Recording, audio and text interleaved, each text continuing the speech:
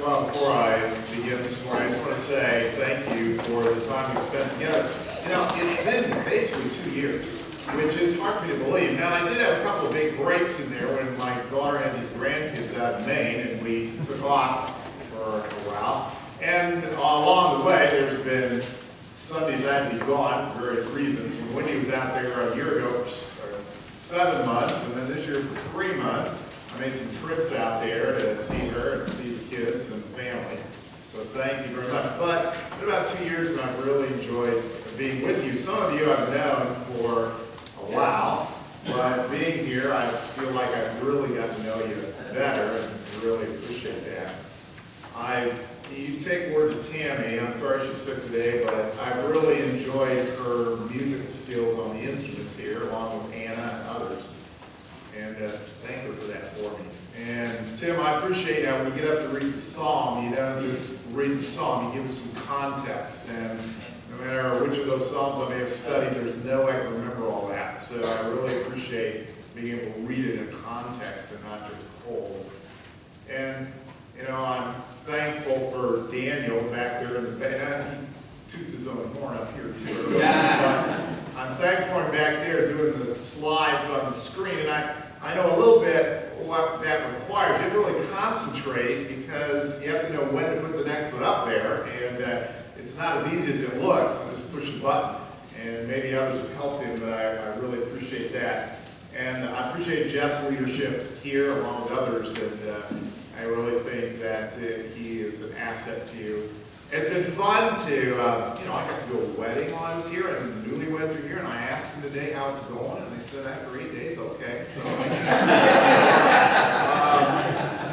that's good to hear. And share with you in some sad times too, with a couple of funerals and so on. But it's been a pleasure, and it really has. And if I were to say this, I would have to say, actually, I hope I say this well, I've enjoyed it more than I thought I would. And I don't mean that in any way negatively to any of you. I don't mean that, but I really have enjoyed being with you, and thanks for the opportunity. But in fact, when we were planning this anniversary celebration, basically starting back a year ago, I said, oh, a year from now, I'll be done for sure. Boy, that shows you my gift of prophecy is not so great. But at any rate, we planned all these things out, and so now we feel it's time to wrap up. So thank you very much for the time this year. Well, every life has to come to an end. Yesterday, as Daniel mentioned, we had 2 funerals, one for Stan Carlson and one for Orville. And no matter how great the person is, no matter how much they've done with their lives, nobody goes on in this world forever. Even God's greatest, most effective servants end their lives in this world. And we have watched Elijah's life from his first meeting with King Ahab, where he told him there would be no rain for 3.5 years, to last week his confrontation with Ahab at Naboth's vineyard. We have witnessed him raise the widow of Zarephath's son from the dead, even though there were no examples of that ever happening before. He believed God could do it. We have seen him pray fire down out of heaven. We've seen him kill the prophets of Baal and challenge the behavior of kings. But now the time has come for him to end his life on earth. And the prophet who began his ministry in a flash of drama will end it in a whirlwind of power. Matthew Henry, the great old commentator, said this: in the close of the previous chapter, chapter 1 of 2 Kings, we have a wicked king leaving the world in disgrace. Here we have a holy prophet leaving it in honor. The departure of the former was his greatest misery, of the latter his greatest bliss. Men are as their end is. Well, let's read about that in 2 Kings chapter 2. I'd like to read verses 1 to 11, and then we'll walk through that. Now, when the Lord was about to take Elijah up to heaven in a whirlwind, Elijah and Elisha were on their way from Gilgal. And Elisha said to Elisha, "Will you stay here? For the Lord has sent me as far as Bethel." But Elisha said, "As the Lord lives, and as you yourself live, I will not leave Bethel. And the sons of the prophets who were in Bethel came out to Elisha and said to him, "Do you know that today the Lord will take away your master from over you?" And he said, "Yes, I know it. Keep quiet." Elijah said to him, "Elisha, please stay here, for the Lord has sent me to Jericho."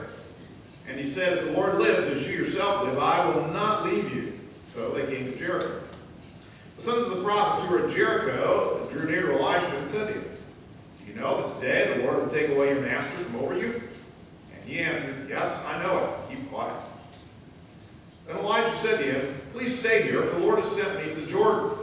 But he said, "As the Lord lives, and as you yourself live, I will not leave you." So the two of them went on. 50 men of the sons of the prophets also went and stood at some distance from them, as they both were standing by the Jordan. Then Elijah took his cloak, rolled it up, struck the water, and the water was parted to one side and the other, so the two of them could go over on dry ground.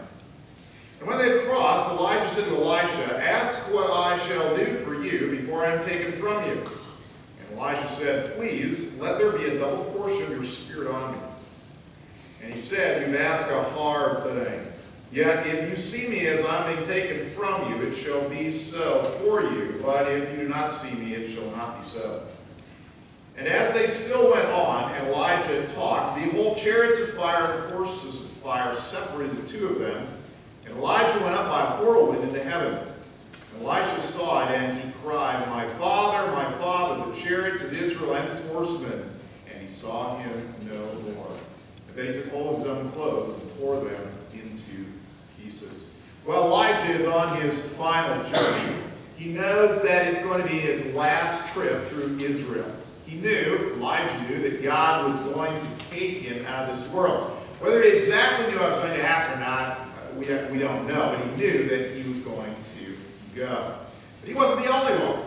As we see, Elijah, his protege, also knew about it, as did the students in the schools of the prophets.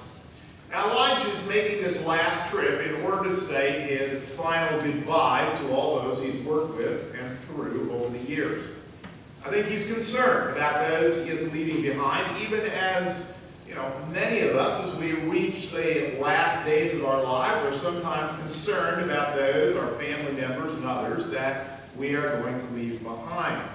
And I think maybe he desired to share some final thoughts with them. He knows that he's going to leave. He'd like to share some last thoughts. And so he makes this trip, and as he does, he tries to get Elisha to stay behind. 3 times he suggested to Elisha to stay here.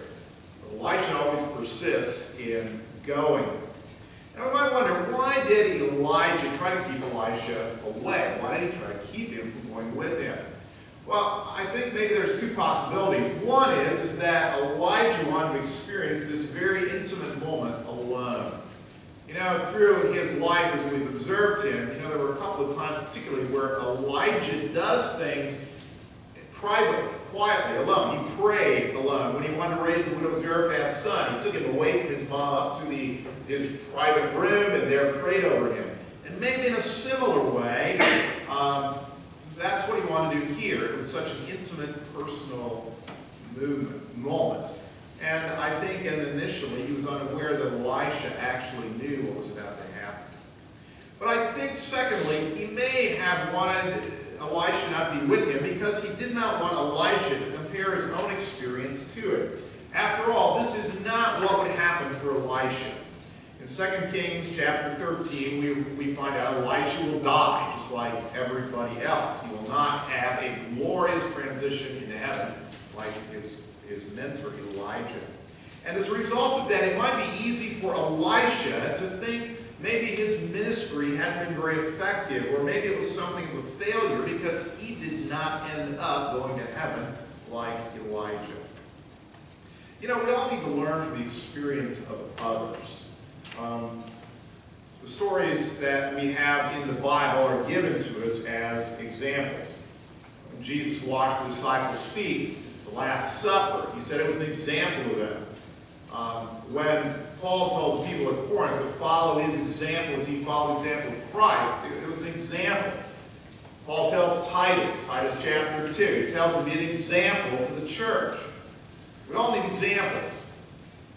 Edgar Guest wrote that poem called Sermons We See. It starts out, I'd rather see a sermon than hear one any day. I'd rather one would walk with me than merely show the way. The eye's a better pupil, and more willing than the ear. Fine counsel is confusing, but examples always clear. And the best of all the teachers are the ones that live their creed, for to see the good in action is what everybody needs. And that's true. We all do that. That's why some of us, we're YouTube fans, because we need to fix something, go on YouTube, and they'll show us step by step how to do it. But, that said, we need to be very careful about thinking that our experience will be exactly like that of others. Principles always stay the same. But how those work out in our individual lives change. For example, we all need to spend time every day with God through His Word and prayer. But we all may do that differently. Some may do it in the morning, some do it in the evening. Somebody may pray for 10 minutes straight. Somebody else, they pray, 20 times a day for 30 seconds. The point is not how you do it, but that you do it. And we shouldn't say, well, this is the way to do it because that's the way I do it. Or we all need to serve God, but some of us will do it by teaching, some will do it by cleaning the church, some of us will do it by making repairs on the building, fixing the roof. That's why Paul compares the church to a body. We're different, but the body needs all the parts in order to function well. My point is, when you're close to a mentor, I think it's particularly tempting to think that your way of doing things and the way God will work in your life will be the same as He did in theirs. But that is not how it always works. And while we need to follow examples, we need to be careful for thinking our experience be identical to that of those that have gone before us. I think maybe that played a big part in Elijah saying, Elisha, stay away. But despite of all those suggestions, Elisha determines to stay. And I think Elisha saw this as a moment of spiritual growth and opportunity and encouragement for him. And so he stuck with his mentor. When they come to the Jordan River, finally, Elijah parts the water, just like the Israelites did when they crossed over so many years before. It was a demonstration of God's power that resided with Elijah, and it would be a lesson for Elisha in faith. Later on, it provided an opportunity for Elisha to know that God's power rested on him now that Elijah is gone. Well, then in verse 9 and 10, Elisha makes this difficult request. Recognizing that Elisha knows what is about to happen, Elijah says, okay, here's your opportunity. I'll let you make a final request of me. I think for Elijah, it was an opportunity to see how much Elisha had learned from him. And so he says, make your request, and Elisha says, I want a double portion of your spirit. Now, that may sound a little strange to us. It might sound like he wants to be twice as important as Elijah was, or twice as powerful. But really, what he is asking is to be recognized as Elijah's eldest son and successor. In the Jewish culture of that time, according to the law, the oldest son in a family received a double portion of an inheritance because, one, he was to care for his elderly parents, and so he received an additional amount of money so he could do that in the inheritance. And secondly, as the leader of the family, he would need more in order to fulfill his responsibility as head of the clan. And so, really, that is what Elisha is asking for.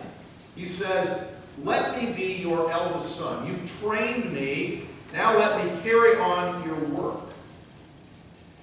No doubt Elijah understood exactly what Elisha was asking for. Elisha had been with Elijah for several years now. He knew the difficulties Elijah had gone through. He knew the hard work. He knew the attacks of the political leaders. He knew the fickleness of the people. So he knew that what he was asking for was not an easy thing. But he was determined to do the work of God, to carry on the work Elijah had begun at whatever cost. And you know, it cost Elisha something to be the leader after Elijah. And we read several occasions, like the jeering of the youths when they mocked him for being bald, the death of his friend's son, the personal attack by a foreign king, chapter 6. But while Elisha didn't know the specifics of what would happen, he knew that taking up the mantle that Elisha had would be challenging. But he was unafraid of it. He was willing to do it because he wanted the work of God to go forward. And I think we need that same kind of dedication today as we serve the Church of Jesus Christ. We don't need romantic dreamers who believe that serving God is an easy thing and only do it when everything is going well. But we need Spirit-filled people willing to face anything for the cause of Christ. And the way our culture is going, we may be called on to experience more of that than we ever thought we would.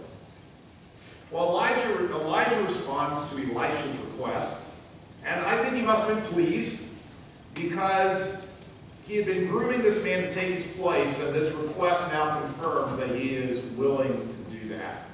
But he didn't call it a difficult thing. He said, you know, it's a difficult thing you've asked for, because he understood that only God could grant the request. Be sure to, if you see to go, you'll get it. And as they walked along and talked, in verse 11 we have Elijah's miraculous homegoing. As the two of them were walking down the road, and you've already this of me by now, but I like to kind of picture things in my mind.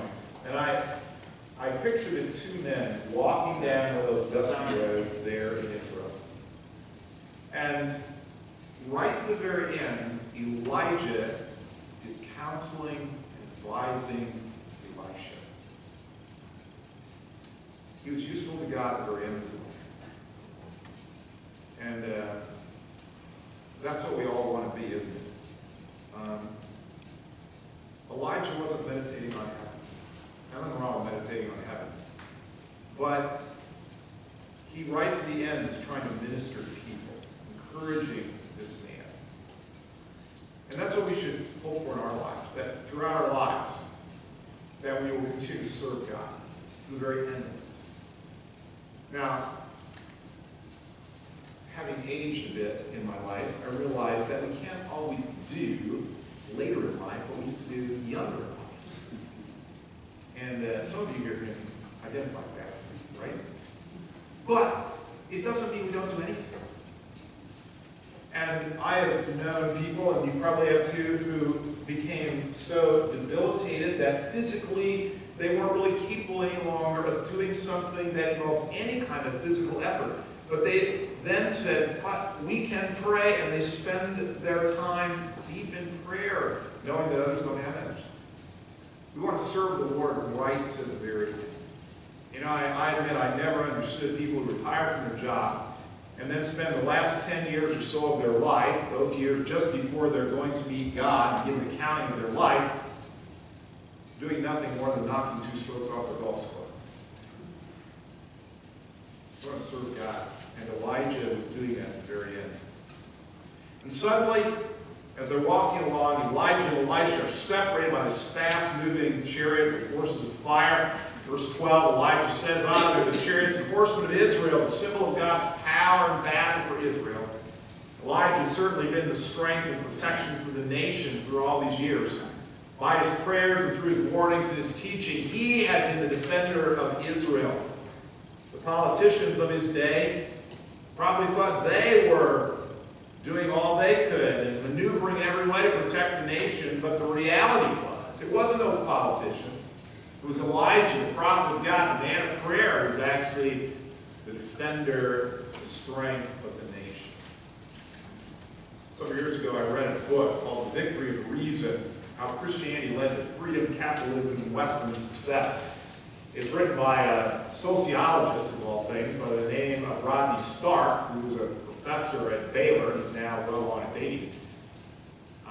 He's he's written a lot of books about Christianity. He's written about the triumph of Christianity and all kinds of books. I don't think he's a Christian. I've tried to find out. As far as I can tell, I think he is. But he really understands the impact Christianity's had on American culture. And though it's not popular today, Stark says very clearly that the success of America is the result of the truths believed and the behavior practiced by those early people who came to America who were Christians. And without that, America would never become the nation it became. You know, in our nation today, maybe as Christians, we need to be doing fewer protests and more time in prayer. And if we want to protect the future of our children, our grandchildren, maybe we need to spend less time recycling and more time praying. Well, Elijah swooped up from the earth in a whirlwind. The man who some years before had prayed that God would kill him, remember back in 1 Kings 19, Lord, take my life, I'm no better than those who've gone before me, has gone from that point forward to serve God so well and so faithfully that God rewards him with the privilege of never tasting the bitterness of death. I can't think of any clearer statement of well done, good faith and service. Now, we've spent about 3 months, I think, looking into the life of Elijah. A man the book of James in the New Testament says is just like us. A man who loved God, struggled with failure, and ended up highly rewarded. A man a lot of people depended on in his day. Now God's taken him away. He's gone. But there's Elisha. Elijah, who had learned from the master, is now ready to take up where Elijah's left off. And so it is in our day, God calls his servants home. And sometimes we wonder, who's going to replace them? Who's going to fill that role? But God already has those prepared to do so. In 1984, Francis Schaeffer, some of you may not know that name, but Francis Schaeffer died of cancer in the early 70s. Francis Schaeffer had come on the scene just when I started college. At least his books began to be published and began to write. And I absorbed his books. I was deeply impressed and impacted by his writings. We went to his seminars, and when he was dying of cancer and when he died, I thought, who now is going to fill this role? I was devastated. It wasn't very long before I saw others rising up, carrying on the work. When R.C. Sproul died in 2017, I was older and wiser, but again, I thought, here's a man who's helped us understand theology, who's taught the church, who's done so well, but there in the wings were the Steve Lawsons, the Michael Gordons, and all those others to take on the work. And here in your church, when you lost Pastor Rumley, it was painful, difficult. He had been for you 40 years, the man who was out front there leading you, teaching you, a servant of God. But God didn't take him away to abandon you. He already has somebody in the wings who he will bring to you to carry on the work. God never removes one spokesman without having others ready for the next generation. Maybe you're one of them. And as those people around us age and no longer do some of the things they used to, maybe you are one to be like Elisha, to pick up the work that has been laid down by those who have gone before you and carry on. Don't be afraid to do that. God will use you, just as he used Elisha as he followed Elijah. God will use you to accomplish the purposes that he wants to accomplish through your ministry in the church. Let's pray. Lord, I thank you for the life of Elijah, for all the lessons that we have learned. Lessons about prayer. Lessons about courage. Lessons about what to do in the midst of failure. And finally, to be reminded that you never remove one of your servants without having another ready to move into place. We understand, Lord, that you are a sovereign God and you do all things well. And we absolutely trust you. And therefore, Lord, we pray that as this church seeks out the next man who will lead them forward, who will teach them, who will be an example to them of godly living, pray, Lord, that you will, through the search committee, through the elders, that you will reveal that man to this congregation, that it may continue its service in this community for the glory of Jesus and his kingdom, and will celebrate all you're going to do. In Jesus' name.